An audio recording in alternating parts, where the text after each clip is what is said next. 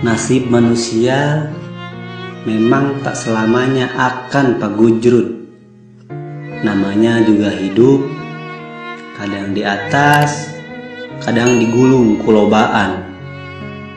Aku cingogo di sini saat wanci sariak layung untuk menceritakan kisah ini timimiti.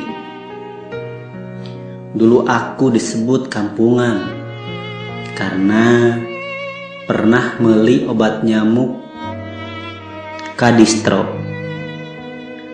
Dulu aku disebut tidak gaul karena pernah beli rokok 2 batang ke Indomaret. Dulu aku disebut busung lapar karena makan juga aku mah cuma sama bumbu Indomie. Dulu mah apa atuh? Jangankan mendekatimu, ditempo ku ucing juga aku mah udah minder. Dulu mah apa atuh? Jangankan nonton film ke bioskop, lalajo adu bagong oge, aku mah sudah sujud syukur lillahi ta'ala.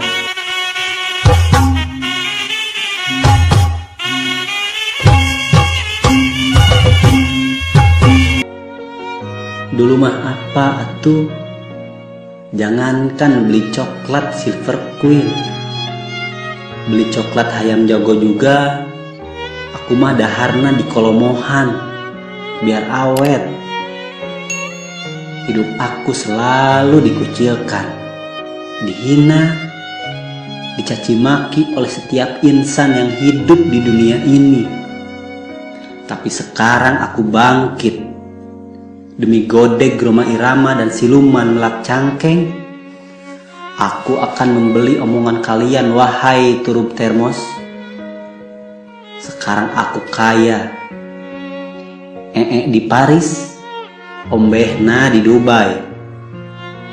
Sekarang aku kaya, hayang kacai oge, nepi kasasab.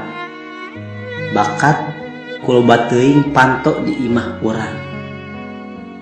Sekarang aku kaya, pamajikan boga 2, nu hiji lalaki, nu hiji deui awewe. Tetapi aku tetap tak bisa mendapatkan bebenguk dirimu yang dari dulu jujuralitan dan aprak-aprakan dalam sanubari hati ini.